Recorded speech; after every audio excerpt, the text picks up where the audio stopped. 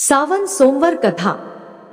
मेरी प्यारी बहनों, आज मैं जो कथा सुनाने जा रही हूँ वो सिर्फ एक महिला की श्रद्धा की नहीं है।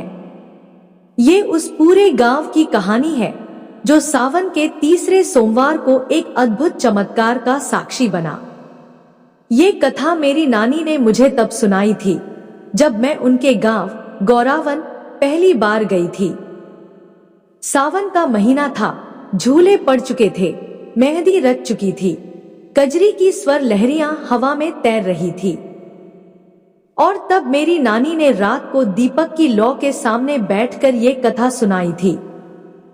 उन्होंने कहा था, बिटिया, इस कथा को भूलना मत, और जब तेरा मन डगमगाए तब इसे याद करना, क्योंकि ये कथा भगवान शिव की साक्षात उपस्थिति की कथा है। बहनों, गौरावन गांव यूं तो बहुत शांत और हरियाली से भरा गांव था, लेकिन एक बात के लिए प्रसिद्ध था, वहां का शिव मंदिर और उसकी तीसरे सोमवार की रात। उस मंदिर के बारे में कहते थे कि जो कोई भी सच्चे मन से तीसरे सोमवार को रात भर वहां भजन करता है, उसका हर व्रत पूर्ण होता है। लेकिन इस श्रद्धा के पीछे एक घटना जुड़ी थी जो आज से लगभग 60 साल पुरानी थी। उस समय गांव में एक नवविवाहिता बहू आई थी। नाम था उसका गौरा। बहुत भोली, सीधी सादी और एकदम शांत। उसका पति रमेसर खेती करता था, लेकिन थोड़े गुस्से वाला था। शादी के कुछ सालों तक सब ठीक चला, लेकिन संतान का न होना धीरे धीरे सब रिश्तों को तोड़ने लगा। सास उसे ताने देती, पति का प्रेम खत्म हो गया था और पूरे गांव में लोग कहते, ये तो बाज है। लेकिन गौरा चुप थी, क्योंकि उसे यकीन था भगवान शिव उसकी पुकार जरूर सुनेंगे। गौरा रोज सुबह मंदिर जाती थी, आंखों में आंसू लिए, गीला बेलपत्र लेकर, गंगाजल चढ़ाकर भोलेनाथ से कहती, हे नीलकंठ, तूने सबका विष पी लिया, मेरी सूनी गोद का दुख भी पी लेना। दिन बीतते गए, साल दर साल सावन आया, व्रत हुए, लेकिन कोई चमत्कार नहीं हुआ। गौरा ने हार मान ली थी, लेकिन उसकी सासू मां, जो कभी उसे ताने देती थी, एक रात को उसके पास बैठी और बोली, बिटिया, तू बुरा मत मानना, लेकिन एक बात कहूं, मेरे जमाने में इस गांव की एक औरत थी, माधुरी नाम की। उसने सावन के तीसरे सोमवार को एक अद्भुत व्रत किया था। रात भर मंदिर में रही थी और उस रात शिवजी साक्षात प्रकट हुए थे और अगले साल उसकी गोद हरी हो गई थी। गौरा की आंखों में फिर आस जगी। उसने ठान लिया, इस बार कुछ अलग करेगी। सावन का पहला सोमवार आया, गौरा ने व्रत किया। दूसरा सोमवार फिर वही पूजा, लेकिन तीसरे सोमवार को उसने बड़ा संकल्प लिया। उसने उपवास का व्रत किया, न अन्न न जल, सिर्फ शिव नाम। उसने अपने हाथों से सफेद वस्त्र सिला, मंदिर में पहनने को, बालों में गजरा बांधा और साड़ी के पल्लू में एक बेलपत्र की माला लपेटी। वह सुबह से मंदिर चली गई और पूरी रात वहीं रुकने का प्रण लिया। मंदिर के पुजारी ने मना किया, बेटी, ये मंदिर रात में नहीं खुलता, सिर्फ दीप जलते हैं। तीसरे सोमवार की रात को यहाँ कुछ अजीब सा अनुभव होता है। कोई रुकता नहीं, लेकिन गौरा नहीं मानी। उसने कहा, अगर मेरा व्रत सच्चा है तो मेरा भोलेनाथ मेरी रक्षा करेगा। रात आई, आसमान में बादल थे, मंदिर में बस एक दीपक जल रहा था। बाहर से मंदिर की घंटियां हवा में झूल रही थी।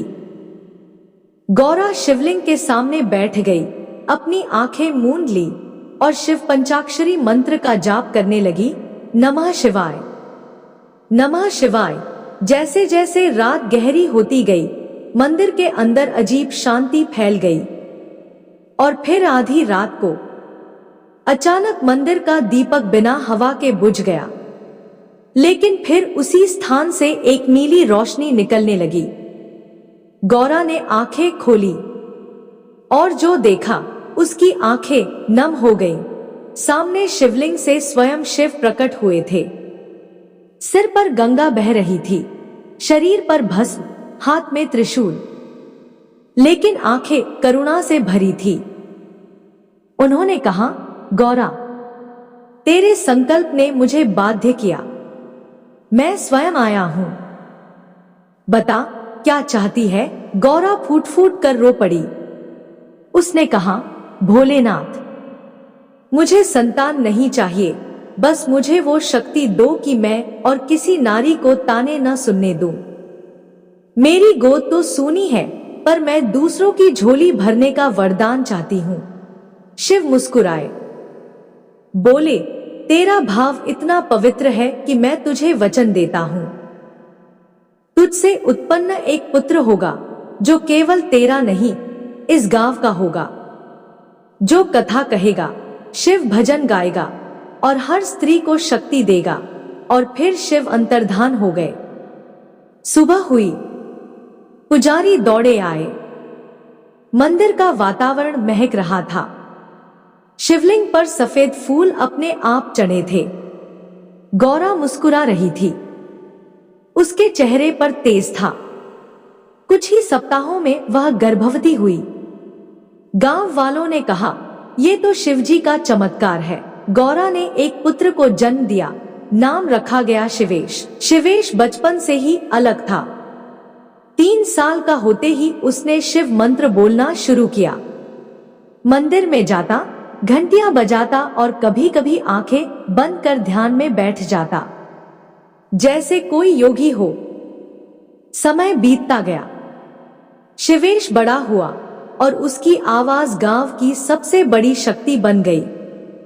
हर सावन के तीसरे सोमवार को वो पूरे गांव को मंदिर में एकत्र करता और कथा सुनाता।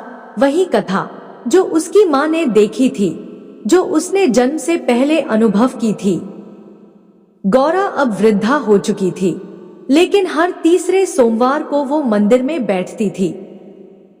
वही स्थान, वही शिवलिंग, और उसकी आंखें हर महिला से कहती थी, मत डरो, बस श्रद्धा रखो, क्योंकि शिव को समय नहीं, सिर्फ भाव चाहिए। मेरी प्यारी बहनों, आज भी गौरावन के मंदिर में तीसरे सोमवार की रात कोई एक नारी रुकती है और हर बार मंदिर में एक रोशनी दिखती है। कहते हैं शिव अब हर साल आते हैं, क्योंकि जब भक्त ने उन्हें पहली बार बुलाया वो संकल्प से बंध गए। तो जब भी सावन का तीसरा सोमवार आए, बेलपत्र लेकर भोलेनाथ के मंदिर जाइए। आंखें मूंद कर बस एक मंत्र बोलिए, नमः शिवाय, और कहिए, हे शिव, मेरे भाव सच्चे हैं। फिर देखना क्या चमत्कार होता है।